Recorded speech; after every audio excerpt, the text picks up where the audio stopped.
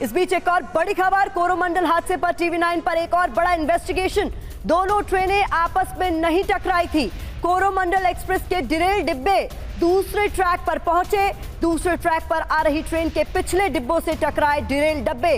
तो ये भी इस रिपोर्ट से सामने आ गया है। तो इन्वेस्टिगेशन में कई बड़े खुलासे एक एक कर हो रहे हैं। हालांकि ये जांच का विषय है कि इसके लिए जिम्मेदार कौन है, लेकिन टीवी9 भारत फर्स्ट के सवाल लगातार पूछ रहा है कि इसके लिए कौन है जिम्मेदार। तो ये दर्दनाक हादसा आखिरकार कैसे हुआ, ये समझाने के लिए हमने अपने स्टूडियो में एक डेमो तैयार किया है। हादसे की बारीकियों को समझाने के लिए एक एक्सपर्ट पैनल भी हमारे साथ मौजूद है। आइए सीधे चलते हैं डेमो सेंटर में। तो हमारे डेमो सेंटर में सुमेरा मौजूद है एक्सपर्ट पैनल के साथ। सुमेरा, आपके साथ जो एक्सपर्ट्स मौजूद हैं, जरा उनका भी रुख कीजिए और बताइए आज किस तरीके से अपने स्टूडियो की मदद से हम समझाने वाले हैं कि आखिरकार ये हादसा कैसे हुआ। जी हाँ, हमारे साथ खास मेहमान मौजूद हैं। हमारे साथ रविंद्र गुप्ता जी मौजूद हैं जो डीजी सेफ्टी हैं इंडियन रेलवेज। हमारे साथ राजेश अग्रवाल जी मौजूद है, head of rolling stock as railway board member in Indian railway. लेकिन हमारा जो ये डेमो सेंटर है प्रतिमा, ये बहुत अहमियत रखता है क्योंकि हमने एग्जैक्टली कोशिश की है कि हम रेप्लिकेट करें जहां पर ये हादसा हुआ, ठीक उसे बताने की कोशिश करें कि दरअसल ये हादसा किस तरह से हुआ। जो शुरुआती रिपोर्ट हमारे पास आई है, जो शुरुआती रिपोर्ट सामने रखी गई है, जिसमें तमाम 1-2 नहीं 8 से 9 रेलवे के बड़े अधिकारी सब मौजूद थे, उन्होंने जो रिपोर्ट सामने रखी उसके आधार पर हमने ये डेमो सेंटर तैयार किया है। और ये डेमो सेंटर जो बताता है वो मैं शुरुआती तौर पर बताती हूँ और फिर हमारे जो एक्सपर्ट्स हैं प्रतिमा, उनसे समझने की कोशिश करेंगे। तो दरअसल देखिए, ये देखिए, ये अप लाइन है और ये डाउन लाइन है। ये हम समझाएंगे, ये डेमो है और इसके जरिए आपको पूरी तरह से, अगर आप ये देखते रहेंगे, टीवी9 भारतवर्ष के साथ बने रहिए, हम आपको एक एक बारीकी बताएंगे और आपको दरअसल समझ आएगा पूरी तरह से कि ये हादसा कैसे हुआ है। बिल्कुल, देखिए इस पर हम आए उससे पहले कुछ बारीकियां आपके सामने रखना बहुत जरूरी हो जाता है। डेमो भी करके आपको दिखाएंगे, लेकिन कुछ ग्राफिक्स और हमने आपके लिए तैयार किए हैं। हाईटेक ग्राफिक्स के जरिए आपको दिखाते हैं कि पूरा हादसा आखिरकार हुआ कैसे है। तो इसको समझाते हैं आपको। ये देखिए, ये आप ग्राफिक्स की मदद से देख रहे हैं कि किस तरीके से आपको एक मेन लाइन नजर आ रही है, फिर आपको यहाँ पर दूसरी लाइन भी नजर आ रही है, 2 ट्रेनें ऑपोजिट डायरेक्शन में जाती हुई नजर आ रही है। लेकिन जो कोरोमंडल है, जिसे मेन लाइन पर जाने का सिग्नल मिला था, वो चली जाती है लूप लाइन में, जो वहां पर ऑलरेडी मौजूद मालगाड़ी से टकराती है डिरेल होने के बाद। और उसके बाद दूसरी तरफ से आ रही ट्रेन के जो पिछले डिब्बे हैं, वो पहले से जिस तरीके से डिरेल हो चुके थे कोरोमंडल के डिब्बे, उससे टकरा जाते हैं और ये बड़ा हादसा पेश होता है, जिसमें अब तक 261 लोगों की मौत की पुष्टि हो चुकी है और करीब सुमेरा 1000 लोग घायल बताए जा रहे हैं। जी हाँ, इतना बड़ा हादसा। और ये जो अभी हमने आपको ग्राफिक्स के जरिए दिखाया, जो हमने आपको एनिमेशन के जरिए दिखाया, उसी का एग्जैक्टली एक डेमो हमने यहाँ पर तैयार किया है। हमारे साथ खास मेहमान मौजूद हैं जो हमें एक्सपर्ट ओपिनियन देंगे इस हादसे पर। लेकिन एग्जैक्टली जो प्रतिमा आपने अभी दिखाया है, जिस तरह का हमने रिक्रिएशन किया, किस तरह से यह हादसा हुआ, उसी का ये डेमो है। हम अपने दर्शकों को भी समझाएंगे दरअसल इस डेमो के जरिए कि यह हादसा किस तरह से हुआ, जो शुरुआती जांच हमारे पास रिपोर्ट आई है उसके मुताबिक सर, और फिर उस पर आपका एक्सपर्ट ओपिनियन लेंगे कि दरअसल ये कैसे हुआ है। तो देखिए, ये अप लाइन है और ये डाउन लाइन है। ठीक इसी तरह से एक लाइन अप लाइन थी, ये मेन लाइन थी, ये डाउन लाइन थी। इस पर कोरोमंडल एक्सप्रेस आगे बढ़ रही थी और देखिए ये सिग्नल है। अगर ट्रेन को सीधे जाना होता है, सर अगर मैं कहीं पर गलत बताऊं या कोई जानकारी में कमी हो तो आप मुझे करेक्ट कर सकते हैं, लेकिन अगर ट्रेन को सीधे जाना होता है तो ये जो सीधा जो ग्रीन सिग्नल है वो ग्रीन रहता है, यानी यहाँ पर ग्रीन सिग्नल था। शुरुआती रिपोर्ट में बताया गया कि ये जगह, यानी यहाँ पर जो सिग्नल है ऊपर की तरफ, अगर ये ट्रेन को लूप लाइन में जाना होता तो इस तरफ ग्रीन सिग्नल होता, लेकिन उसे सीधे जाना था इसलिए सिग्नल सीधा यानी यहां पर ग्रीन था। और ये ट्रेन ऐसे, और देखिए ये समझिए, ये बहुत जरूरी है समझना, ये है लूप लाइन में जाने का इशारा और ये है सीधे जाने का इशारा। यानी अगर ये ट्रेन ऐसे जाएगी तो यहां से ये सीधे आगे बढ़ती चली जाएगी। देखिए ये ट्रेन ऐसे सीधे चली जाएगी और ये इस तरफ रहेगा, यानी ये जो ट्रैक है वो ऐसे रहेगा और ट्रेन ऐसे सीधी जाएगी। इसे ऐसे जाना था जी। इसका जो पिछला सिग्नल है जी, उसी से ड्राइवर को पता लग जाता है कि उसको सीधे जाना है। और जो रिपोर्ट है वो ये बता रही है कि पिछला सिग्नल ग्रीन था, उसको सीधे जाने के लिए सिग्नल दिया गया था। जो शुरुआती रिपोर्ट हमारे सामने आई है, जिसमें कि जो रेलवे के तमाम बड़े अधिकारी हैं उन्होंने रिपोर्ट सामने रखी है, तो जो सिग्नल था वो सीधे जाने के लिए था।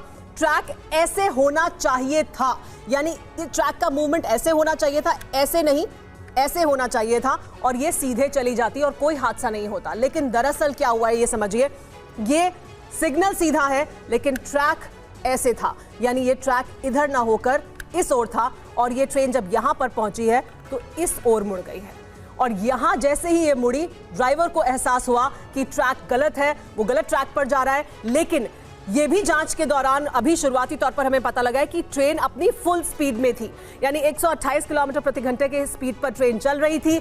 यहां पर पहले से मालगाड़ी मौजूद थी लूप लाइन में जो थी, और यहां पर हादसा हुआ। ये ट्रेन जाकर इसके ऊपर चढ़ गई, यहां पर ये बड़ा हादसा हुआ। दरअसल इस तरह से हुआ हादसा। लेकिन सर, हम जो आपसे समझना चाहते हैं वो ये कि सिग्नल अगर सीधे जाने का था तो ट्रैक ऐसे क्यों था, और आप इसमें ये भी ऐड कीजिएगा, क्योंकि आपकी तरफ से कहा गया कि ये भी बताता है कि इसकी स्पीड इस तरीके से थी कि ड्राइवर को भी इस बात का अंदेशा था कि उसे सीधे ही जाना था, क्योंकि अगर उसे मुड़ने का आइडिया होता तो स्पीड इतनी तेज होती ही नहीं।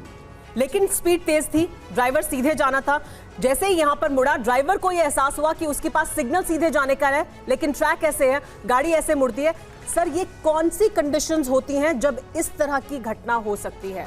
अगर मैं एक एक कर सर आपसे जानूं कि क्या बड़ी वजह, मुख्य वजह हो सकती है कि ऐसा क्यों हुआ? टेक्निकल फॉल्ट है, ह्यूमन एरर है, दरअसल क्या हुआ है यहाँ? देखिए, दरअसल फाइनली क्या हुआ, ये इसके लिए तो काफ़ी डिटेल्ड इन्वेस्टिगेशन लगती है और एक्सपर्ट्स जो हैं वो फील्ड में देख रहे हैं जी। लेकिन इसमें, इस एक्सीडेंट में एक बड़ी खास चीज़ है कि अप्रोचिंग गाड़ी को, जिसको हम कहते हैं रन थ्रू सिग्नल्स मिले हुए थे, उसको इस स्टेशन पर रुकना नहीं था और वो जानता था सीधी लाइन पे वो आगे निकल जाएगा जी। और इसी तरह जो दूसरी वाली डाउन लाइन है उसके ऊपर भी एक गाड़ी आ रही थी, वो भी रन थ्रू जा रही थी। तो ये दोनों गाड़ी साइमल्टेनियसली रन थ्रू कर रही थी इस टाइम स्लॉट के भीतर इस स्टेशन से। तो ड्राइवर का अपने मुड़ने से पहले ब्रेक लगाने का या समझने का कोई स्कोप नहीं था, और गाड़ी की स्पीड करीब 120-130 किलोमीटर है जी। तो 30 से 35 मीटर्स पर सेकेंड उसकी नज़रों के सामने से गुजरता है। तो ऐसे में उससे उम्मीद रखना कि वो उस थोड़ी सी शाम के समय पे इस पॉइंट को देख पाएगा, इसको पहचान पाएगा, तो वो असंभव है। राजेश सर, आपकी नज़र में ये टेक्निकल फॉल्ट ज़्यादा नज़र आता है या फिर ह्यूमन एरर यहाँ पर ज़्यादा है? नहीं, ये जो पहला फॉल्ट है ये तो अधिकतर मुझे टेक्निकल नज़र आ रहा है। ह्यूमन एरर इसमें तब हो सकता है जब वहाँ पे मान लीजिए कुछ मैनुअल मेंटेनेंस या कुछ मैनुअल अटेंशन दी जा रही हो बाय चांस। तो इसमें ये देखना ज़रूरी होगा कि जो इसकी प्रीवियस ट्रेन जो थी, जो इस पोर्शन से गई थी जी, उसका क्या कंडीशन थी, वो सीधी निकल गई या नहीं निकल गई। तो ये पॉइंट जिसने मैल फंक्शन किया है फॉर एनी रीज़न, ये इसी कंडीशन में इस केस में मैल फंक्शन किया है या पहले से, क्योंकि पहले तो गाड़ी गई होगी, वहाँ तो बिजी रूट है, मेन लाइन रूट है, तो पहले भी गाड़ी गई होंगी, तो पहले गाड़ी कैसे ठीक निकल गई, तो वो देखना पड़ेगा। एक बड़ा सवाल जो एक लेमैन के तौर पर हर किसी के मन में आ रहा है, और आप एक्सपर्ट्स हैं इसलिए आप बता सकते हैं कि ये अभी जो आज के ज़माने में, तब जबकि टेक्नोलॉजी बहुत एडवांस हो चुकी है, पहले शायद ये मैनुअली किया जाता था, लाइनमैन होता था, अब नहीं होता है ये, तो ये सिग्नल के साथ ही क्या जुड़ा होता है? यानी अगर सिग्नल सीधा रहेगा तो ये लूप लाइन ऐसे नहीं होगी, ये कनेक्टेड होता है। और ये अगर कनेक्टेड नहीं काम कर रहा है तो कहाँ पर गड़बड़ है? तो मैं आपको समझा देता हूँ। हमारा जो स्टेशन मास्टर होता है उसके पास एक टेबल पे इसी तरह का एक पैनल होता है जी। उसमें ये जैसे आपने ग्राफिक्स के जरिए दिखा रही हैं, इसी तरह की लाइनें बनी होती हैं, ठीक है ना। अब स्टेशन मास्टर को डिसाइड करना है कि मैं कोरोमंडल को मेन लाइन पे लूँगा, तो वो मेन लाइन को छुएगा और जहाँ से कोरोमंडल आ रही है उसको छुएगा, तो ये सीधी चली जाएगी ऐसे। और जब वो उसको छुएगा तो सिस्टम ऑटोमेटिकली चेक करेगा कि कोई कॉन्फ्लिक्ट तो नहीं है। ओके, ये गाड़ी को मैं अलाउ कर सकता हूँ। यदि कोई कॉन्फ्लिक्ट नहीं हुआ, कॉन्फ्लिक्ट मतलब कोई सिग्नल वहाँ को सेट नहीं हुआ, कोई पॉइंट वहाँ को सेट नहीं हुआ, यदि कॉन्फ्लिक्ट नहीं है तो वो अलाउ करेगा और ऐसे इस रूट को सेट कर देगा। उसमें सारे सिग्नल्स इस तरह से दे देगा, सारे पॉइंट्स को इस तरह से सेट कर देगा और उनको लॉक कर देगा। और ये सारी प्रक्रिया डेटा लॉगर में लॉग हो जाएगी, जिसका ऑनलाइन हम लोग वीडियो प्लेबैक आज भी देख सकते हैं। ओके, तो एवरीथिंग इज टेक्निकली कनेक्टेड। अगर ये ग्रीन सिग्नल है तो सिस्टम में लॉक हो जाएगा इसके गुजरने से पहले कि यहां सब ग्रीन होगा, ये भी ऐसे ही होगा, यानी ताकि ये सीधी जा सके। अगर ऐसा नहीं हुआ है तो टेक्निकल स्तर पर तो जरूर कहीं ना कहीं कोई गड़बड़ हुई है और वो देखा जा सकता है सिस्टम में वापस।